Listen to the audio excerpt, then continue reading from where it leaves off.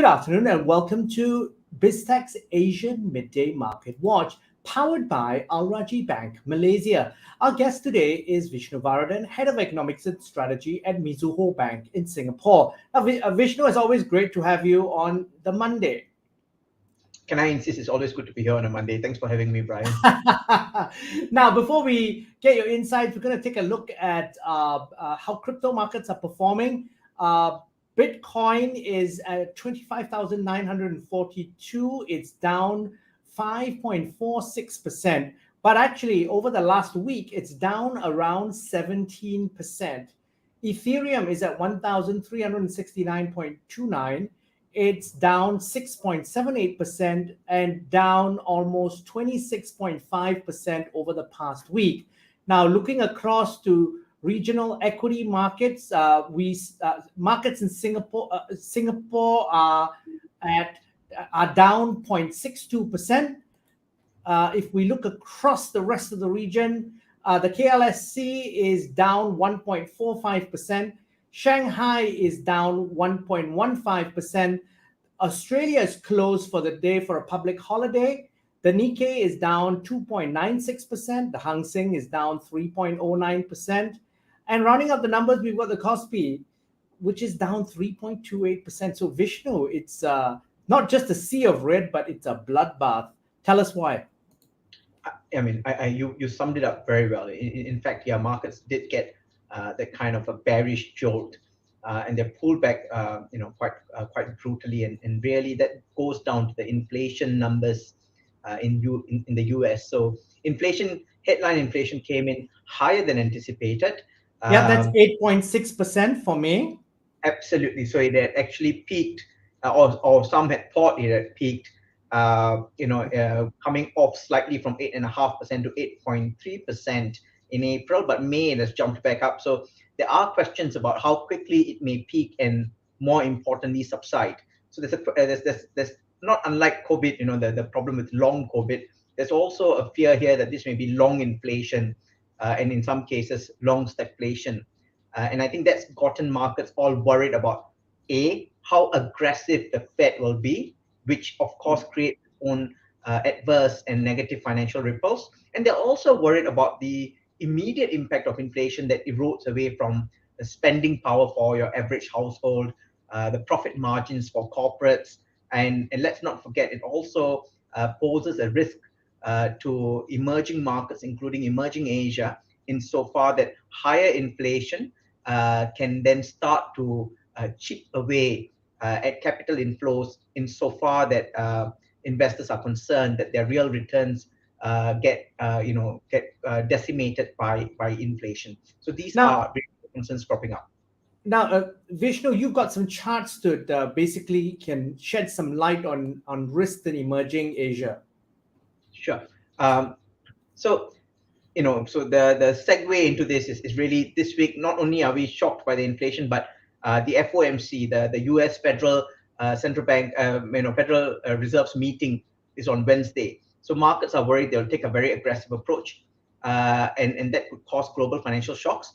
But using these charts, the point that I wanted to perhaps highlight here is that some of the risks may be underaccounted for. So we are only looking at high inflation in the US. And so this chart here, the left chart, shows how much US inflation has picked up compared to the average of the first half of last year. So it's a snapshot.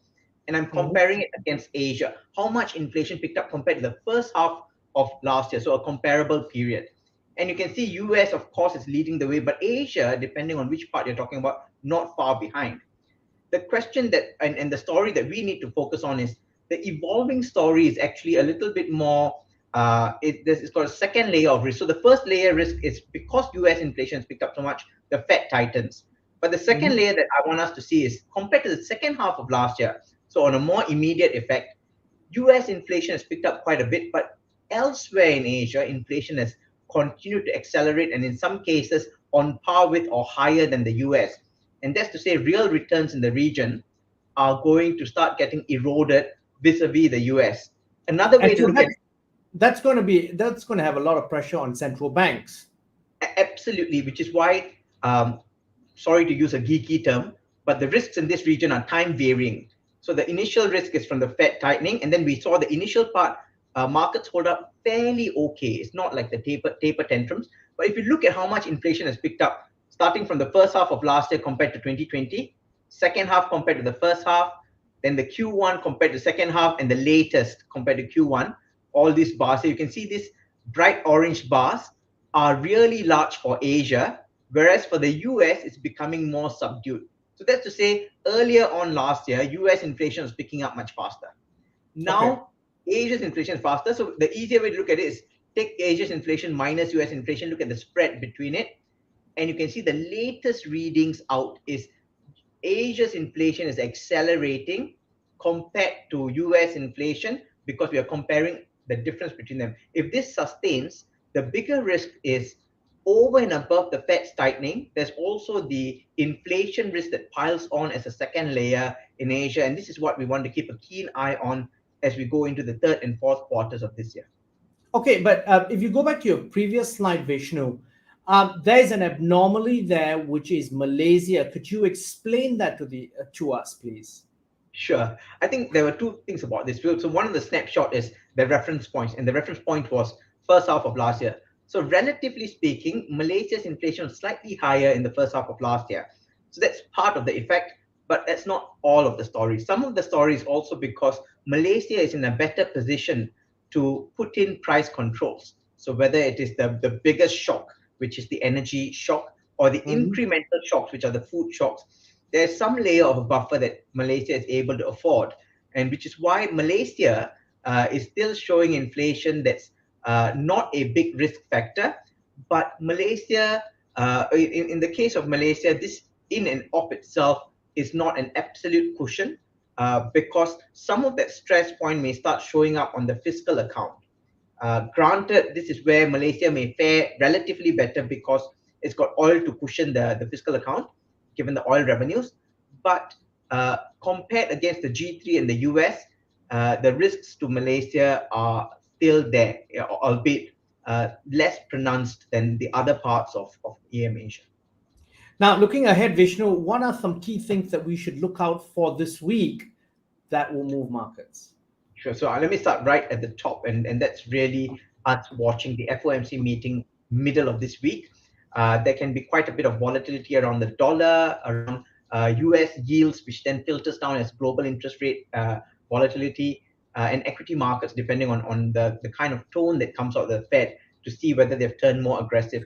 This FOMC is worth watching also because it's also a good time to validate to see whether market expectations for the equivalent of 11 hikes, so cumulative 275 basis points of hikes this year, whether that is validated by the so-called dot plot, the consensus of the Fed members.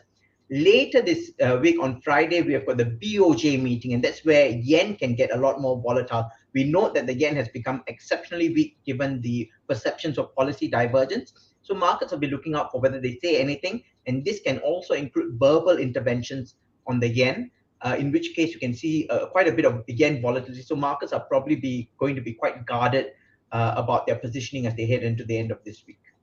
Now, Vishnu, as always, thank you very much for coming on the show. Always my pleasure, Brian. Now, we've been speaking to Vishnu Varathan, Head of Economics and Strategy at Mizuho Bank, on Biztech's Asian Midday Market Watch, powered by Rajhi Bank, Malaysia. I'm Brian Fernandez. This video will be on our various social media platforms as well as Rajhi Bank's social media platforms. Please subscribe and like our various platforms. Thanks again for tuning in.